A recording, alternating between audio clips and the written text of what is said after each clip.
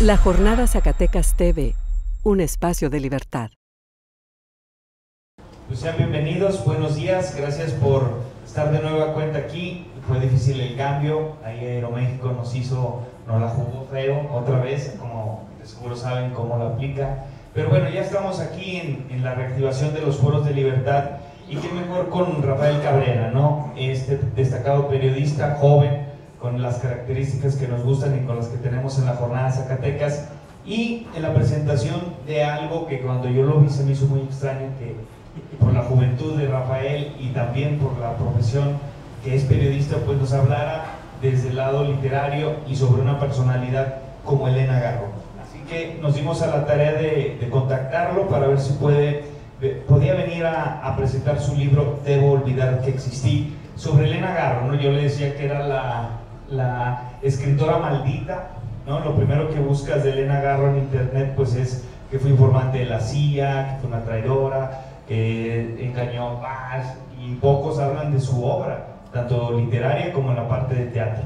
Entonces va a ser muy rico la plática con Rafa. Me gustaría darles una presentación de Rafael Cabrera. Está muy joven, nació en México en 1983, periodista por la UNAM y el CIDE, ha publicado en periódicos, revistas y portales mexicanos, coautor de La Casa Blanca de Enrique Peña Nieto, por el que obtuvo premios nacionales e internacionales. Trata de no tomarse las cosas muy en serio. Así que comenzamos. Rafael, un gusto tenerte por aquí en Zacatecas, y esperemos poco a poco se vaya llenando la charla, pero no de personas, sino de participación de ustedes. Como ustedes saben, los foros de libertad es eso, es mucho diálogo, y sobre todo las preguntas que ustedes hagan, pues es lo que hace rico este diálogo entre Rafa, ustedes y nosotros. Así que bienvenido, Rafa, y pues nos gustaría empezar. ¿Qué te motivó a escribir este libro sobre una reivindicación, por así decir, de Elena, de esta autora polémica? Gracias, muy buenos días a todos, y una disculpa por ayer, no fue intencional el retraso. Y ¿cómo decirlo? Elena la empecé a leer desde que estaba más joven, estaba en la preparatoria, en la universidad, y el libro no trata de ser como no sé si una reivindicación sea lo correcto, pero trata de ser un poco, tratar de entenderla y reconstruir sobre todo su pasaje más oscuro, ¿no? Que es octubre de 1968, que es como el quiebre público de Elena, en el que comienza su leyenda negra. Era una persona difícil, siempre lo fue de algún modo. Sabemos de entrevistas, de testimonios, de todas las cosas que se han hablado de ella, pero el 68 finalmente sí es como su desquebrajamiento público, ¿no? El otro día, cuando hicimos la presentación en la Ciudad de México, Héctor Mauleón decía, de algún modo, Elena había sido como una hada y después del 2 de octubre se convirtió en una bruja, ¿no? Era un poco así como una especie de metamorfosis que sufre, y de algún modo responsabilidad de ella, sí, y también como, pues, sí ha habido como una especie de ciertos prejuicios y como machacar contra ella un poco, por así decirlo, ¿no? De manera de culparla demasiado o tratar de no entenderla. Y lo que yo quise hacer fue tratar de entender y tratar de reconstruir lo que pasó tras el 2 de octubre del 68, porque cuando yo me di la tarea de leerla, yo tenía como 16, 17 años, yo empecé a leerla en la época de la huelga de la UNAM, que yo en esa época estaba en el segundo año de la prepa. Mis primeras referencias sobre Elena fueron así como por el profesor de literatura, etcétera, y porque cuando dije, Elena está padre leer, ¿no? Que la verdad es que yo era como muy desbalagado, la verdad es que no hacía mucho de cuando era más joven, no era un buen alumno, y la empecé a leer, y ya después en la universidad como me clavé todavía más, y fue cuando me fui dando cuenta de que pues, había un tema ahí muy importante, ¿no?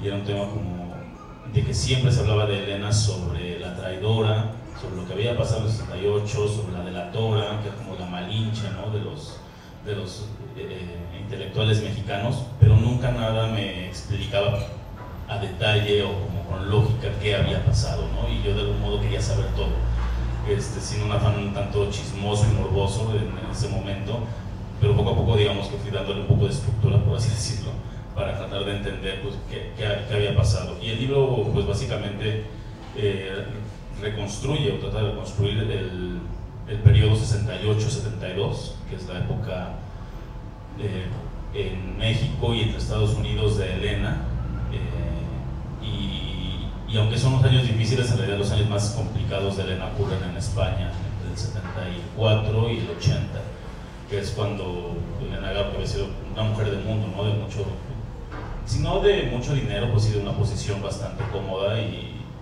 pues acaba en la miseria, ¿no? Acaba técnicamente de indigente en Madrid, hasta que la rescata el alcalde de España, Tierno Galván. Él se entera de su situación y ella le daba mucha risa cómo se había dado ese rescate, porque Tierno Galván contacta a Octavio Paz y dice que al parecer Octavio Paz creía que le iban a hacer un homenaje en Madrid, y en realidad le llaman para decirle: oiga, su hija y su ex esposa están indigentes, ¿no? Pues vamos a ayudarles. Elena le daba mucha risa a esa situación, porque sí, era un poco perversa, sí, era un poco un humor bastante oscuro, y le gustaba hacer maldades, ¿no? Hay muchas anécdotas que ella cuenta que sí era una persona que disfrutaba, e incluso Manuel Carballo, en una biografía que escribe sobre ella, dice: sí, es una persona que era mala, que era perversa, que tenía una inteligencia muy perversa. Al menos lo que le reivindicaba, dice, es que esa perversidad siempre se le revierte contra ella, ¿no? Siempre termina siendo víctima de esa maldad. Entonces, al menos por esa parte dices: bueno, qué bueno que pagaba su karma, ¿no? Que luego hay gente mala que nunca paga. Ella sí pagaba un poquito. Y pues bueno, a mucha gente sí le pareció extraño que yo hiciera este libro después de la Casa Blanca. Para mí son dos cosas que van como de la mano. Esta investigación incluso es más vieja, o sea, yo empecé a buscar cosas de Elena desde 2003. Una parte de este libro es mi tesis de licenciatura, que es un 30% más o menos de cosas que yo estuve haciendo para titularme, y sin embargo siempre he seguido. O sea, Elena Garro es mi pasatiempo. O sea, mucha gente sale a correr o a yoga o cosas así, yo me pongo a buscar cosas de Elena Garro. Sí, soy medio ocioso, pero y fui como contando todavía más información, cosas que en algún momento llegaron a salir parcialmente en Reforma, en MX, en Animal Político. Y el año pasado, cuando fue el centenario de Elena Garro, pues dijimos, se me ocurrió decirle a la editorial: oye, pues tengo un montón de material que está ahí, que la verdad es que yo lo tenía olvidado, y como pues en una caja, ¿no? de archivo, y dije, pues igual es un buen momento para sacar un libro por el centenario de Garro. Va a haber festejos nacionales, va a haber como obras, montajes de dramaturgia. Me dijeron que sí, y como todavía yo quería un poco más, me fui a Princeton a buscar los archivos personales de Elena, porque ella en los 90, pocos años antes de que muriera, vendió todo su archivo personal a la Universidad de Princeton. Se lo pagaban muy bien, en ese momento le pagaban como $10,000, $15,000. También su hija vendió parte de su archivo personal, no todo. La hija falleció apenas en 2014, que también es otra historia que ahorita les cuento. Y pues bueno, revisé ese archivo, y aprovechando, Princeton está muy cerquita de Nueva York, está como a 3 horas más o menos en camión. En Nueva York busqué a una persona que resultó muy importante para este libro. Se llama Gabriela Mora, y es una académica de origen chileno. Toda su vida ha estado casi en Nueva York, ha sido profesora ya es una mujer mayor, tiene como 85, 90 años más o menos, y fue profesora universitaria de literatura. Y ella tuvo mucho contacto con Elena en la época de los 70, el periodo 72-74, que es cuando Elena se refugia en Nueva York. Se hacen muy amigas, ella y su esposo, y cuidan mucho a Elena y a su hija. Siempre les prestaban dinero. Ella veía que Elena estaba muy asustada, muy paranoica, que como que no llegaba a entender qué había pasado en México, ¿no? Elena seguía teniendo contacto con Luis Echeverría, con el expresidente, con Fernando Gutiérrez Barrios. O sea, Elena tuvo así como que unas amistades peligrosas en cuanto a política, por así decirlo. Y cuando Elena se va de Nueva York, después de que huye de México tras el 68, ella quiso tramitar una visa humanitaria ante la ONU y una visa como de refugiado político ante el Departamento de Migración. Se las niegan, les dicen que no, y ella no quería volver a México. Ella estaba muy asustada con México, decía que la querían matar. Ella se había ido de México porque le habían llegado informaciones de que la iban a matar y entonces se va de México de mojada, tal cual, la pasan en un auto, sin pedir visa ni pasaportes. Y finalmente, como no se puede llevar todo, ella decide irse a España, porque ella tiene familia y cree que le va a ir muy bien. En realidad creo que fue el gran error de Elena Garro haberse ido a España, porque fue su peor época. Y le deja muchas cosas a Gabriela Mora. Le dejó cartas, ropa, muebles, todo, cosas así como que cuando uno hace una mudanza. Y le dejó un montón de fotos, que son las fotos que vienen hasta el final del álbum.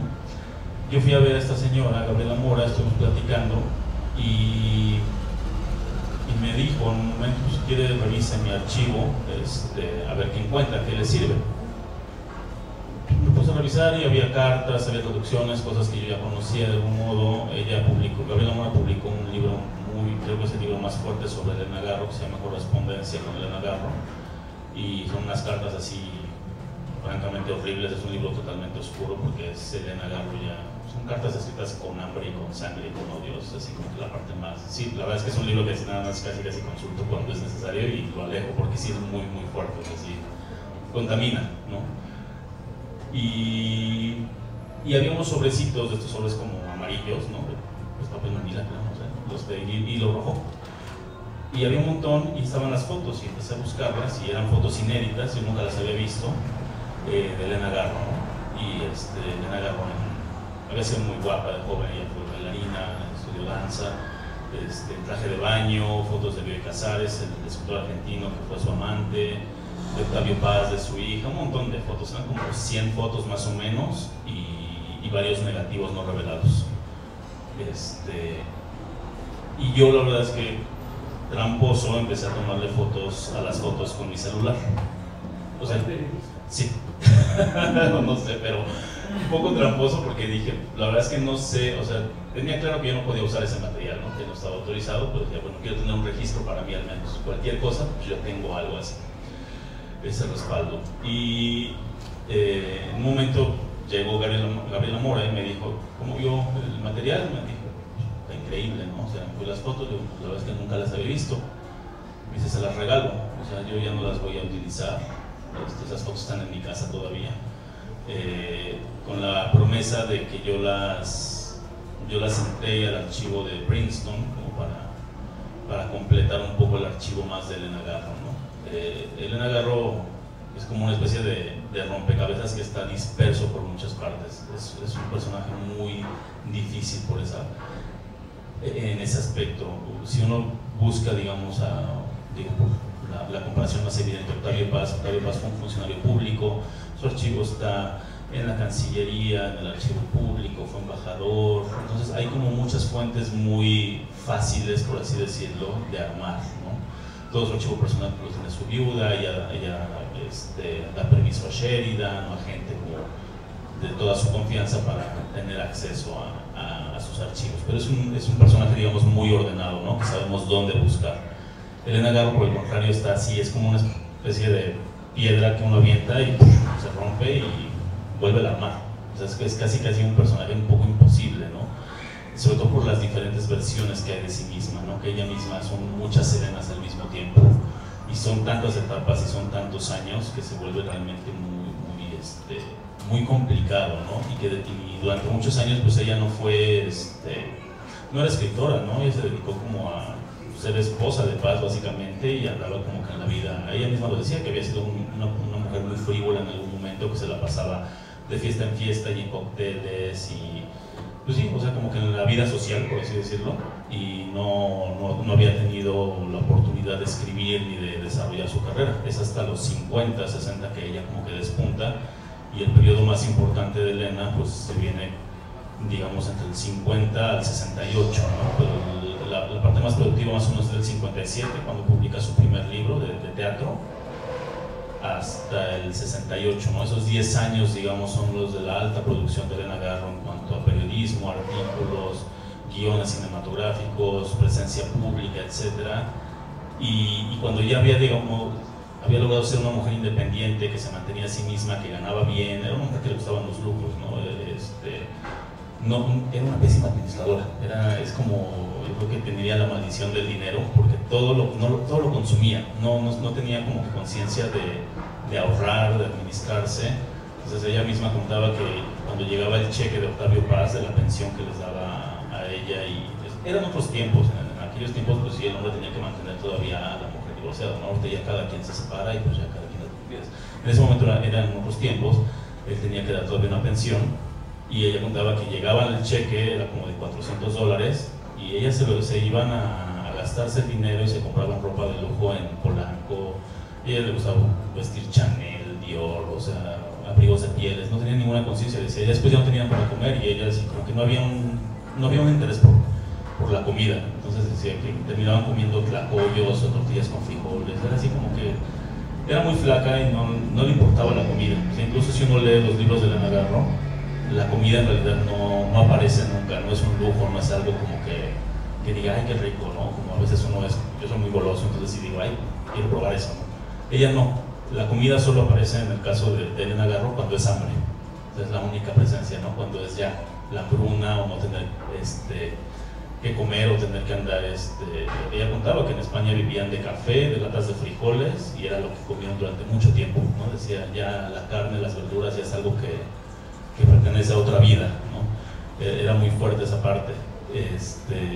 Y sí, esa es digamos, para mí la época más importante de Elena. Y entonces llega el 68, y el 68 se vuelve como un gran caos, que sí fue muy difícil de reconstruir. Yo lo reconstruí con los periódicos que había de esa época, con testimonios de ella, con sus apuntes, con archivos del Archivo General de la Nación, con archivos de Princeton, con versiones de gente. O sea, es como que había mucha información, y de algún modo yo traté de darle un poco de orden a esa época. Y el gran meollo es que pues, Elena Garro la acusan de ser como la mente detrás del 68, ¿no? Los conspiradores del 68, a ella y a Carlos Madrazo, el papá de Roberto Madrazo. Sin embargo, es como que todo como un juego de enredos, básicamente, ¿no? Y Elena también, en un afán como de querer salvarse, pues termina hundiendo a sí misma, ¿no? Sí cometió errores, yo sí creo, sí dio información al gobierno, sí estuvo del lado de Echeverría, ella lo llegó a decir, yo sí estaba con Echeverría, ¿no? Pero eso no significaba que ella hubiera dicho que bueno que mataron a los estudiantes, ¿no? Y se lo llevaron a preguntar así, ¿y usted justificó la matanza de Tlatelolco? Y dijo, no, o sea, eso no se debe haber ocurrido. Pero ella siempre vio al movimiento del 68 como una especie de juego político entre el PRI y los intelectuales. Ella lo veía en el contexto de la elección del 70.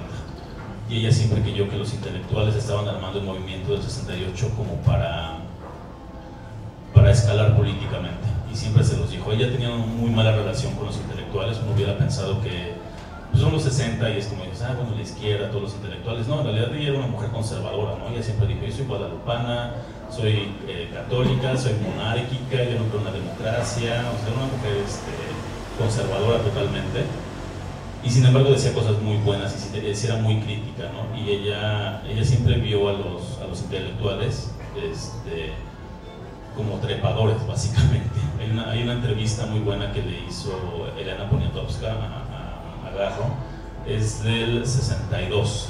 Garro estaba viviendo en París después de haberse divorciado ya con Octavio Paz, y estaba viviendo en un departamento que por ahí aparece en el libro, un departamento muy polémico que se dice que le regaló Archibaldo Burns, un cineasta que fue su amante un rato. Y entrevista a Pony a Elena Garro y le dice, oye, pero ¿por qué onda con los intelectuales? ¿Tú cómo ves la izquierda? Y ella decía, no, dice, son unos gritones más o menos bien pagados, ¿no? Se la viven de mamar al gobierno, no decía esa palabra, pero algo así. Y decía, pues nada más quieren becas, quieren puestos públicos, se la pasan criticando. Era muy incómoda, era una mujer que decía cosas muy, muy incómodas. Y pues eso no le caía bien a la gente, ¿no? Obviamente. O sea, no tenía casi amigos intelectuales. Sus amigos eran Luis Casares, Borges, Pepe Bianco, Juan de la Cabada en México. No se llevaba bien con los demás, ¿no? Era como una mujer un tanto solitaria, ¿no? Y se dedicaba, era como su deporte favorito, un poco hablar mal de la gente y como ser muy, sí, era como muy ácida, ¿no? Se burlaba de Fuentes, se burlaba de Paz, en fin, era una mujer así como, hay una anécdota que ella contaba que una vez Carlos Fuentes la visita en un departamento y que Octavio Carlos Fuentes ni siquiera quiso tomar el vaso de agua porque decía, Elena es tan venenosa que ese vaso de agua me va a envenenar, ¿no? Cosas así, como que una leyenda muy, muy oscura y sin embargo eso por desgracia es lo que mucho se ha quedado sobre Elena, ¿no? Ser la traidora, ser la delatora, cuando en realidad yo creo que el 68 pues, fue una época que a todos les impactó, que todos cometieron errores de algún modo, y ella siempre dijo, pues es que armaron el 68 como para escalar políticamente, ¿no? Y cuando uno ve el sexenio de Echeverría, dice, pues la verdad es que sí, ¿no? O sea, después cuando estaba Echeverría en el gobierno, todos andaban ahí con Echeverría o el fascismo y haciendo estos grandes viajes con el presidente a Latinoamérica, yéndose en estos como viajes masivos, ¿no? Fuentes, Benítez, todo, Rulfo, todos, y ella los veía y decía, pues, tenía razón, ¿no? O sea, lo hicieron como para escalar políticamente, ahora todo el mundo es embajador, todo el mundo tiene becas, y ella, que de algún modo alzó la voz en esa parte, pues estaba en la miseria. Muchas veces se dijo que ella había recibido dinero por parte de Echeverría para delatar a los intelectuales. Pues yo no lo veo a la distancia, pues no hubiera acabado en esa situación si hubiera recibido dinero, ¿no? O si hubiera tenido algo que vender o algo. La verdad es que fue perdiendo todo su patrimonio, ¿no? O sea, antes de que vendió. Bueno, ya. De que vendió su casa en París, tuvo que vender cosas aquí en México, así, cosas de saleros que tenía de plata, juegos de té, o sea, fue vendiendo todo para sobrevivir, porque fueron entre el 68 y el 80, pues ella nunca publicó nada, o sea, 12 años sin trabajar básicamente es como una cosa que no sé cómo lo logró, y siguió escribiendo a pesar de eso. Yo creo que ese es parte de sus grandes méritos, no dejar de escribir, porque mucha gente en España le decía, pues ya métase a lavar baños, ¿no? O sea, si no tiene para vivir, sí. Y ella pues sí le parecía muy llante porque pues, era una mujer muy culta que sabía un montón de idiomas, y sí, a ella parecía muy fuerte decir, pues ahora voy a lavar baños en Madrid. O sea, de algún modo se negó y siguió escribiendo a pesar de todo, ¿no? Hay un apunte muy bonito que ella pone que decía, estoy rendida, solo quiero escribir, ¿no? O sea, a pesar de ese cansancio y de esa como ya ruina personal que era, pues siempre quiso seguir escribiendo. Y hubo cosas muy buenas que ella vendió. Hay un cuadro que le pintó Juan Soriano, es un cuadro que viene de los 30, 40 más o menos. Seguramente si lo buscan en Google, Juan Soriano le hagamos un cuadro como naranja, muy largo, vertical, muy bonito, y ese cuadro ella lo vendió en el 69-70. Ella decía que valía como 100,000 pesos en esa época, porque sé que era de los Soriano más de la mejor época, por así decirlo, y lo terminó vendiendo en 30,000 pesos más o menos, o 8,000, no me acuerdo ahorita, pero o sea, rematado. Y ella se ayudó de es que esta historia es buena, por eso la cuento. Había un merchante español en la Ciudad de México que se llamaba Mestre el Anarquista. Mestre había sido un español que llegó a la Ciudad de México por la migración de la Guerra Civil. Él había sido periodista, taxista, era como 1000 oficios. Cuando llega a la Ciudad de México se dedica a vender antigüedades. Entonces vendía cuadros, o sea, cosas viejas básicamente. Pero era un hombre que estaba muy, muy interesado en el anarquismo, y tiene una de las colecciones más grandes en el mundo sobre libros de anarquismo. Tiene un montón de libros, primeras ediciones raras, así. Se dice que tiene como 2000 libros más o menos. Y en la época de los 80, 90, ya cuando era un hombre mayor, él es como el 27 más o menos, no me acuerdo de qué edad es más o menos. Iban muchos punks y anarquistas como del Museo del Chopo y cosas así del Tianguis del Chopo de la Ciudad de México, e iban a su local a leer los libros de anarquismo. A la hija de Mestre se dice que no le interesaban las cosas, y cuando él fallece le dice, pues quédenselos, la verdad es que no me interesa, lo cual es un poco triste, ¿no? Y entonces los punks adoptan la librería, que ahora se conoce como la librería anarquista, y ellos la tienen se van mudando de local porque nunca tienen dinero para pagar la renta. A veces han querido que... una vez el PRD de la Ciudad de México les ofreció como comprarles y ellos dijeron no, eso va en contra de nuestros principios. Y lo último que yo supe es que los libros estaban como embargados por los dueños de un local y estaban así en cajas todos feos. Entonces sí es como una desgracia que ese tipo de archivo personal pues esté en esas condiciones. Y es Elena a quien le da este cuadro. Le dice, oye, maestra, ayúdame, por favor, véndelo. Él logra vender el cuadro, dice, nadie lo quería comprar, dice que yo era nadie me quería, ¿no? Ni siquiera en pintura en esa época, lo termina rematando y el cuadro, lo que se sabe es que se vende a alguien del norte, nada más así dice, ¿no? Y el cuadro desaparece de la escena pública, estoy hablando en 69, se tarda como más o menos 30 años en reaparecer ese cuadro, porque ya Juan Soriano en los 90, ya un hombre mayor, él fallece en 2006, se dijo, porque su deseo siempre fue tener su colección privada y tener como que un espacio fijo para mostrar su obra, que ahora va a ser el Museo Juan Soriano en Morelos. Pero él se dedicó a comprar sus propios cuadros, entonces iban a subastas y a cosas así, ¿no? de arte, y mandaba a su esposo, a Marek, a comprar los cuadros. Los recuperan, en el 98 fallece Octavio Paz, y entonces ellos tenían, Marek y Juan Soriano, ellos vivían en la calle de Ámsterdam, en la Condesa. La casa ya no existe, entiendo que la vendieron, ya está derruida, están haciendo departamentos. y tenían el cuadro en la sala, porque decían que era como uno de los cuadros favoritos de Juan Soriano. El problema es que después de que fallece Octavio Paz, pues ellos eran también muy amigos de Octavio y de su viuda, de Marillo. Entonces cuando invitaban a Marillo como que pues un poco como a papacharla, ¿no? por su duelo, pues tenían que descolgar el cuadro cada vez que iban Marillo para que no se vieran las dos señoras Paz, ¿no? Y sí contaban que una vez llegó Marillo de sorpresa, así les tocó así de hola, pasé a visitar, y pues ahí estaban los dos viejitos corriendo para descolgar el cuadro y guardarlo en una recámara. Y Elena sí fue vendiendo muchas cosas, ¿no? Hay otro cuadro que ese sí no se conoce, no hay ni una foto, no hay nada, es uno que le hizo Ramón Gaya, también un pintor español. Él es de Murcia.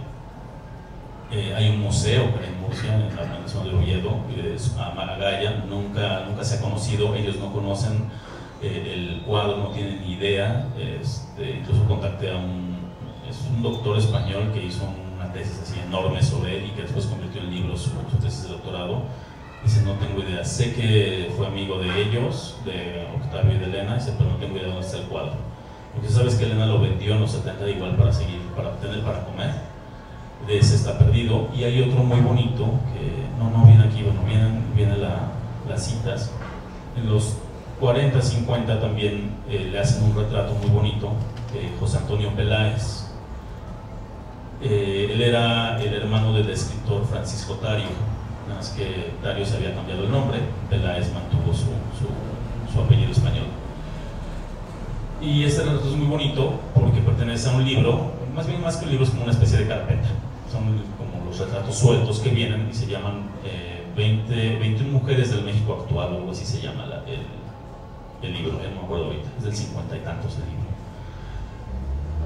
Y viene Frida Kahlo, viene Dolores del Río, María Zúnsolo, creo que viene también María Félix, vienen como que las divas de la época, ¿no? Y viene Elena Garro. Y en la parte de atrás, como son hojas sueltas, cartoncillos, venía como una especie de mini biografía, por así decirlo, de cada una de las mujeres, pero esas mini biografías las escribió un hombre artista, ¿no?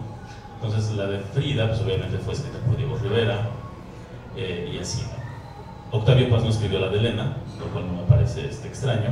Escribe la de la esposa de Francisco Tario, del escritor, ella era Carmen Farren. Y el de Elena Garro lo escriben 4 hombres, pero más que párrafos grandes eran como nada más pequeñas líneas, ¿no? Y lo escribió Borges, José Bianco, José Bergamín, el escritor español, y Adolfo Bioy Casares, ¿no? Que fue el gran amor de la vida de Elena, ¿no? Iban a tener un niño, lo perdieron, fue así como que su amor loco.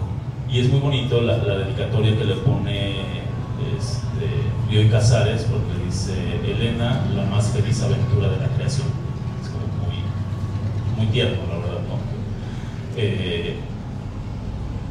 Y pues con Bioy Casares, viene parte ahí en el libro, fueron amantes se vieron nada más como 3 veces en la vida, en realidad, muy poco tiempo, pero fue una relación como más bien sobre todo epistolar y como muy profunda, ¿no?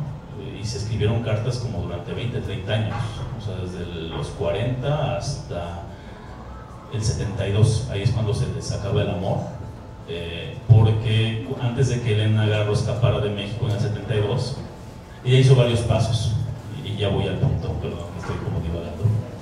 La cosa en el 68 le dicen que es la traidora, y pues se queda sin amigos, sin dinero. Ella anda vagando como por la Ciudad de México, entre hoteles, y con amigos y con familiares. Y en el 72 se establece en un departamento que le prestan unos amigos de su papá en Polanco, y ahí está viviendo, como de lo poco que les queda de regalías. Y por esa época llega un estudiante, la visitaban solamente estudiantes, ni siquiera su familia la visitaba.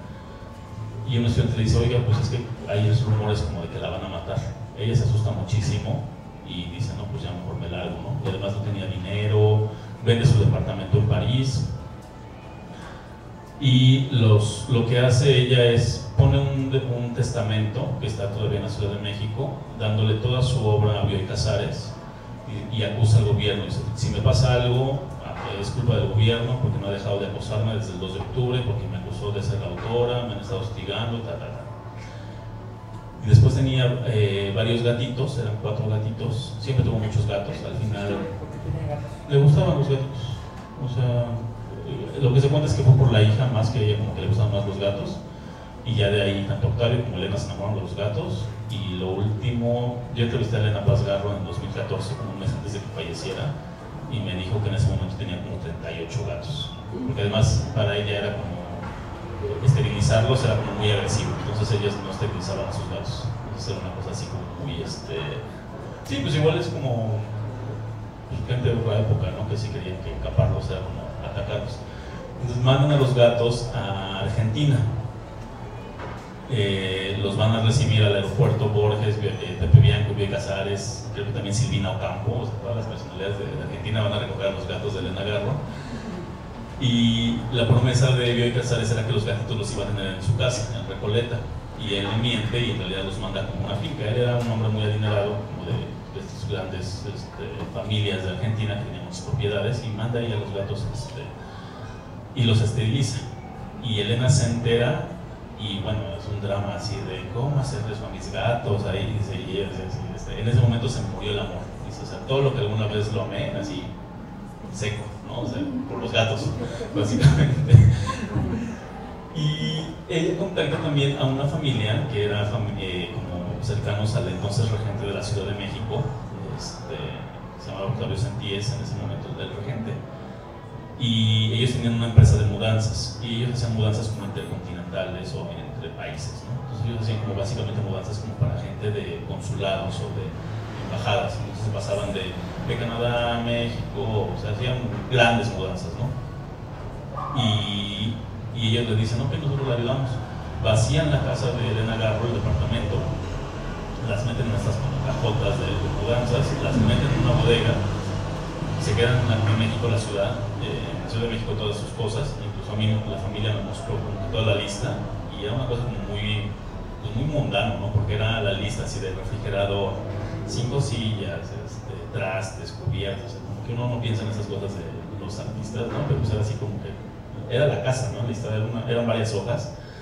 Eso ocurre el 28 de septiembre del 72, y a ellas las llevan en un coche, le prestan un coche, un Galaxy azul del 69, y tienen que llegar antes de medianoche del 28 de septiembre a cruzar la frontera, porque el contacto que ellos tienen son unos oficiales gringos, las van a dejar pasar sin pedirles papeles.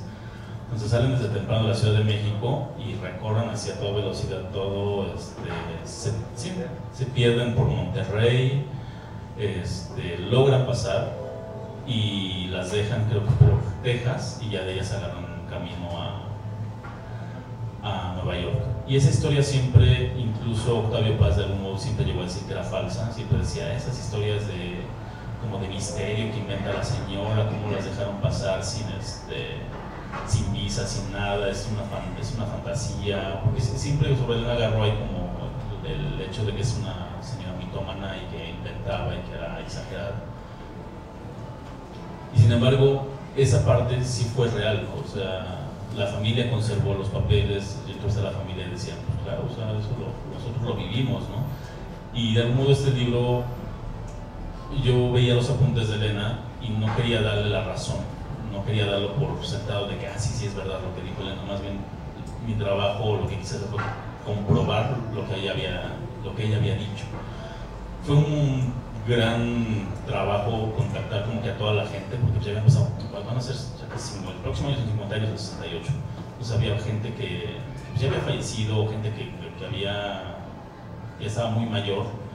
Entonces el libro trata de un poco de eso, como de comprobar esa historia, y resulta que es una historia tan rara, tan extraña, tan fantástica, que el sentido común igual te puede decir, claro que no, eso no pasó, ¿no? O sea, eso no pasa.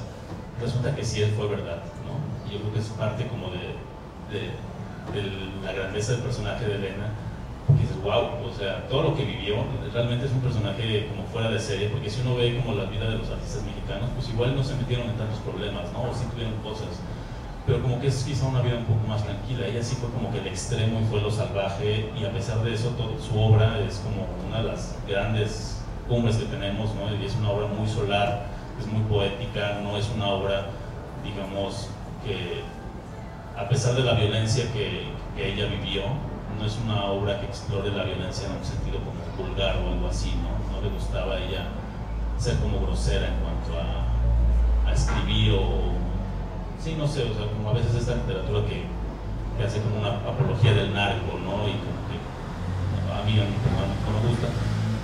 Y sin embargo explora, ¿no?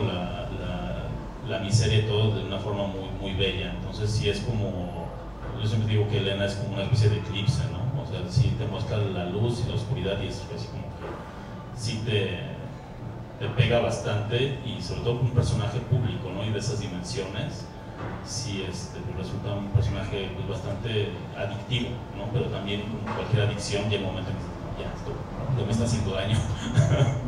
Y con eso acabaría. Muchas gracias, Rafa. Pasaríamos nosotros a lo que sigue de las preguntas, y a mí me gustaría usar del micrófono para que nos explicaras algo, Rafa, en el sentido de aquí, pues, bueno, es común las pugnas entre la clase artística, ¿no? Los intelectuales, y el caso de Elena es el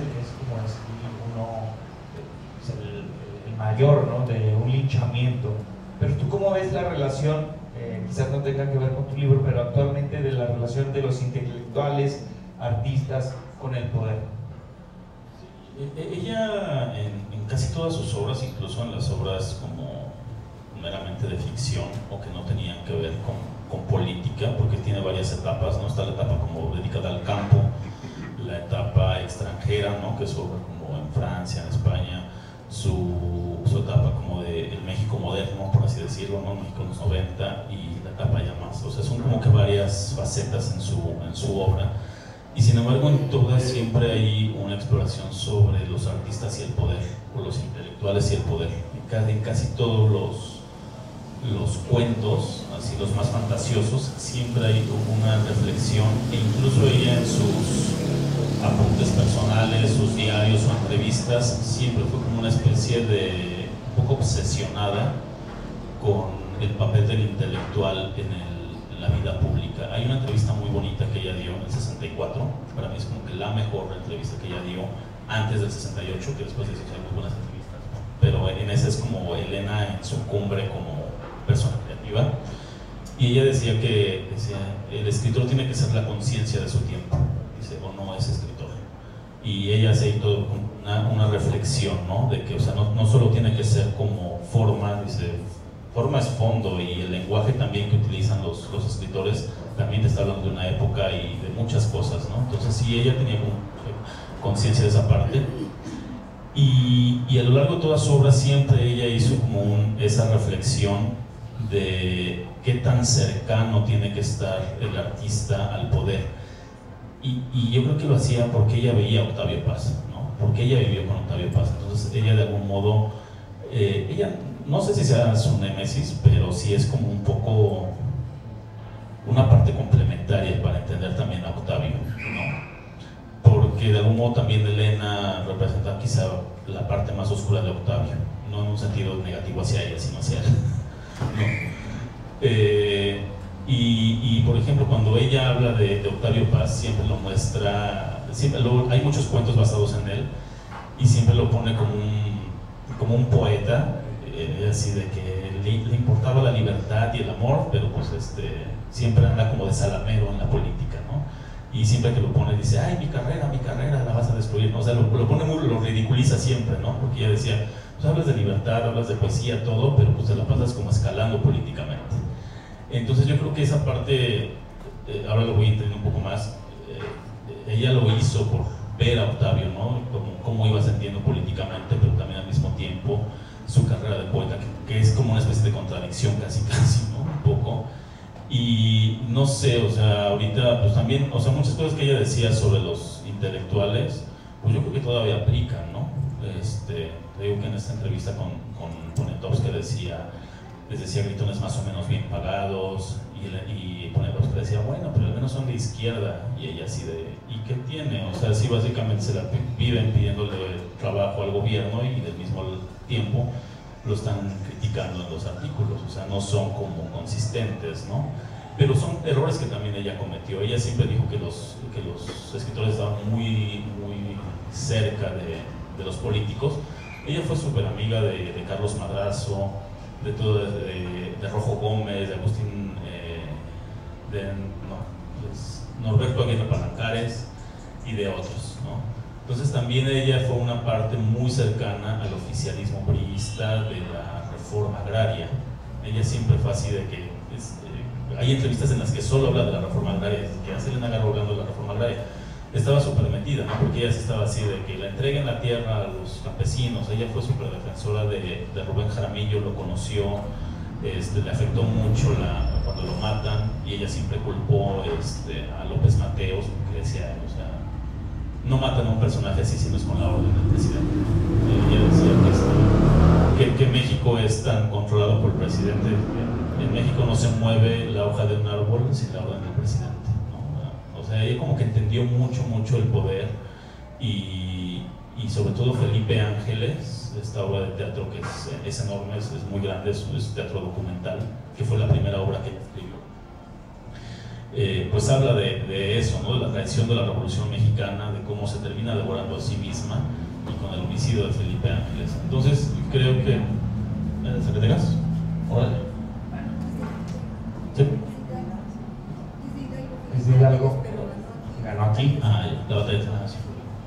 Y pues sí, o sea, el homicidio de Felipe pues es como muy significativo, ¿no? De las contradicciones de la Revolución Mexicana y cómo se comienza a devorar a sí misma, ¿no? Y hay una frase muy buena que decía, se empieza matando por una idea y se termina asesinando en nombre de un líder, ¿no? O sea, como esa como contradicción, cómo se va deformando un ideal. Y esa obra también fue muy incómoda, o sea, no se montó durante mucho tiempo. Ella decía que ella la escribió, que se las leyó como a un grupo de intelectuales, y todo el mundo le dijo, no se puede hablar de Felipe Ángeles, ¿no? Porque pues no, o sea, porque solo se podía hablar de una época de Carranza o de Álvaro Obregón, ¿no? Como de los grandes próceres, pero este personaje había pasado, y yo creo que sí, leerla sí es como, hay vigencia en cuanto a su análisis sobre los intelectuales y el poder en México, y al final yo creo que el ejemplo más controversial pues terminó siendo ella misma, ¿no? Porque pues sí, se involucró con Echeverría, se involucró con Gutiérrez Barrios, ella pues sí, o sea, se metió en terreno peligroso, sí. Y con Elena Poniatowska, ¿cómo se dio esa, bueno, cuando yo leí esta obra también vi una buena, ya había fallecido, pero una buena plática de Elena, un rollo muy inspirador sobre las diferencias que tuvo con Elena, pero también las bondades que tenía ella y sobre la preocupación que tenía Garro sobre los campesinos, sí, y esa parte como que humana, ¿no? Sí, Elena Garro se metió mucho en la defensa agraria, como les decía. En los 50 pues anduvo técnicamente casi de abogada de campesinos, entonces se la pasaba en tribunales agrarios ayudándoles y se llevaba a los indígenas a su casa, y de repente había 50 indígenas durmiendo ahí en su casa en lo que resolvían sus litigios, pero ella no lo hacía por una cosa ni de izquierda, porque nunca fue de izquierda ni le chocaba el comunismo, así era una anticomunista profesional, ¿no?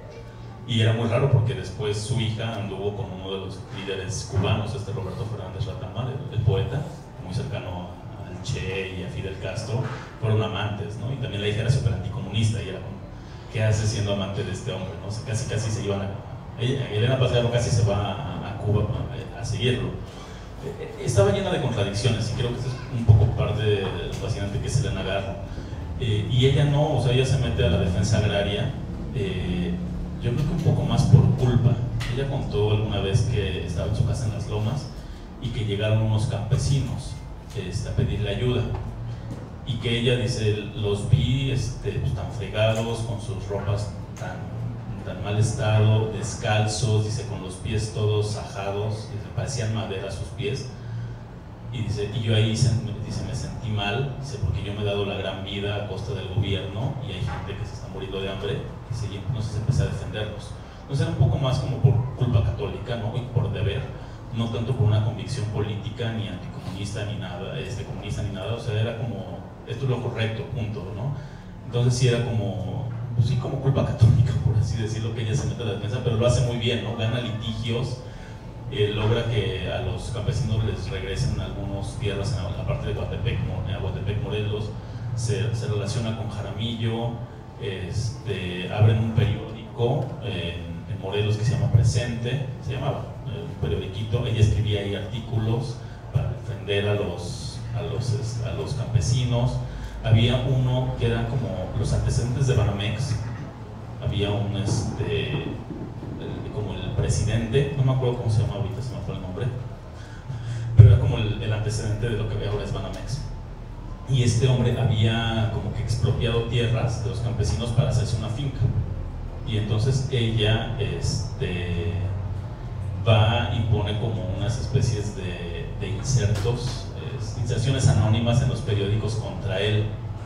La cachan de que fue ella, y en algún momento Elena Poniatowska lo llega a narrar. Van allá a la finca de este hombre, y Elena decía que tenía que devolverse a los campesinos, y le ordena a Elena Poniatowska que se salte una barda y que se echa a correr para abrir el portón. Dice que le van persiguiendo los perros de la casa. O sea, que decía que Elena era así como, sí, era como una especie de líder campesina en esa época, ¿no? Y en algún momento, es como de las clásicas de Elena, lo que se contaba es que ella con un grupo de campesinos van a lo que era el primer Fondo de Cultura Económica en la Ciudad de México, que está en la universidad, y ahí había como una especie de reunión, y estaba el director del fondo, había muchos intelectuales, había funcionarios, estaba un expresidente, creo que de Colombia, no me acuerdo, y ella fue y les dijo, oigan, por favor firmen esta carta para pedirle al presidente que les devuelva la tierra a los campesinos. Dice, todo el mundo me dio la espalda, este hombre extranjero dijo, yo no me puedo meter en las cosas internas de México, y ella dijo, bueno, ok, eso lo entiendo, ¿no? Dice, pero todos los demás la ignoraron. Salió enojadísima con los campesinos, y su venganza fue poncharles las llantas a todos los autos de ellos. Así era. Entonces sí, siempre estaba como muy, decía, pues, o sea, dice, y después van y escriben artículos a favor del pueblo, y dice, le estoy pidiendo que firme una carta y no lo firman, ¿no? Entonces siempre esa Elena, ¿no? Muy incómoda y llena de contradicciones, porque les digo, también estaba muy metidísima en la política, aunque acusaba a los artistas, decía, pues, pónganse a escribir, hagan lo que tienen que hacer, ¿no? Que andan ahí de grilleros. Y ella estaba metida en el 68 porque se hizo muy amiga de Carlos Madrazo. Carlos Madrazo fue el líder nacional del PRI en el 65, duró muy poquito, como 8 o 10 meses, porque él quiso hacer una reforma pues, que no existe en el PRI básicamente todavía, que hubiera una elección democrática dentro del PRI para elegir al candidato, no como lo que es todavía. ¿Se lo echaron? Sí, pues sí, por eso se pone. Y él decía, no, pues que sea una elección, que sean 2 candidatos y que sea por votos, ¿no? Para que ya dejara de haber el dedazo, ¿no?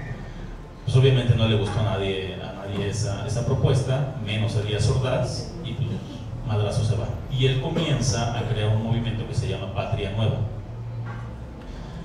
Hacia el 68, Patria Nueva ya se iba a convertir en un partido político, y estamos hablando de una época en la que no hay oposición, en que el PAN es minúsculo, en que el PRI es todo, en el que la izquierda pues, no está formalizada, ¿no? ni tiene representación política, sino hasta la reforma electoral del 78. Entonces estamos hablando de una época en que es una hegemonía priista.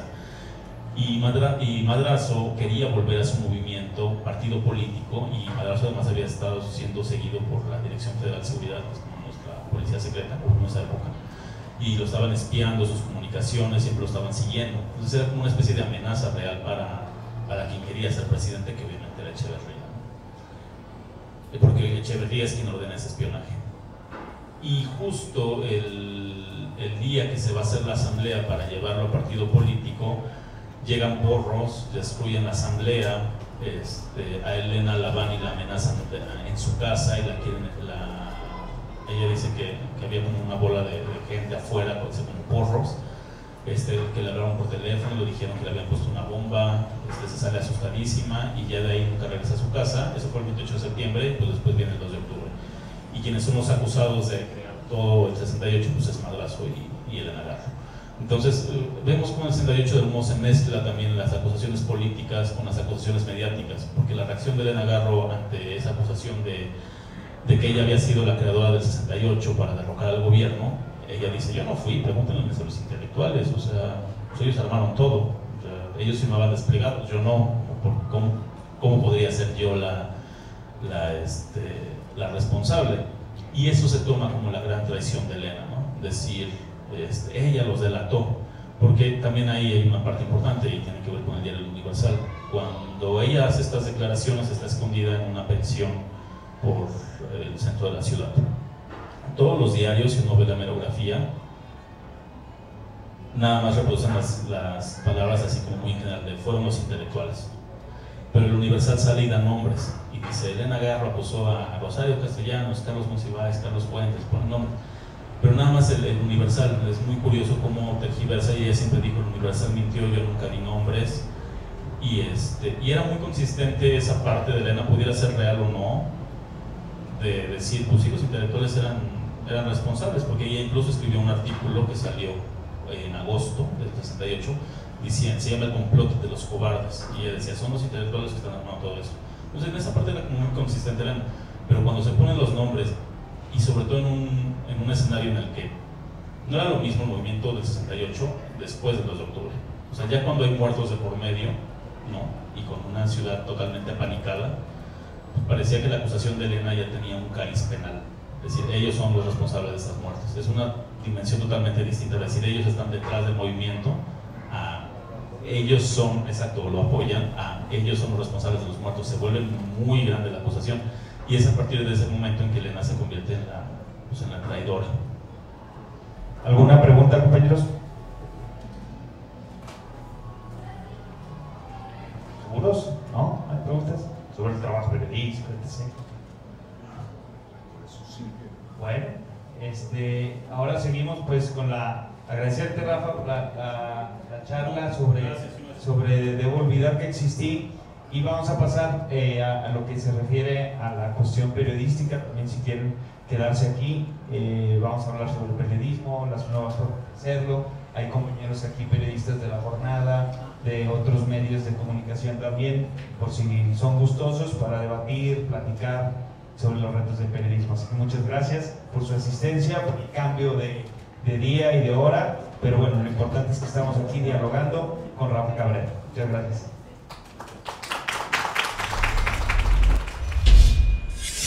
La Jornada Zacatecas TV, un espacio de libertad.